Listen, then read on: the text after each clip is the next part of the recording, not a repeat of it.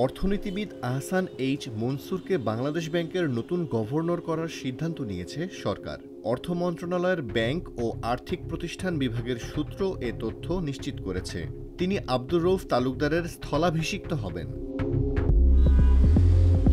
Ahsan H Mansur বর্তমানে বেসরকারি গবেষণা প্রতিষ্ঠান পলিসি রিসার্চ ইনস্টিটিউটের নির্বাহী পরিচালক।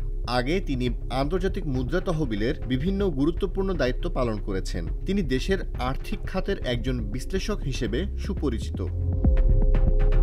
তবে আহসান এইচ মনসুরকে গভর্নর হিসেবে নিয়োগ দিতে বাংলাদেশ ব্যাংক আদেশ সংশোধন করতে হবে সরকারকে।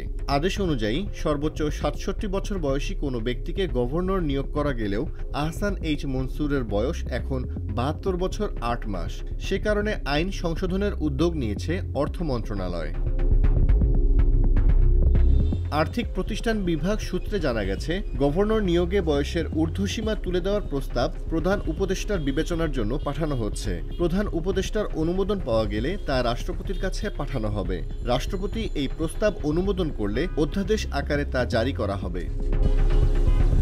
এর আগেও সাবেক গভর্নর ফজলে কবিরকে নিয়োগের জন্য বাংলাদেশ ব্যাংক আদেশ সংশোধন করা হয়েছিল।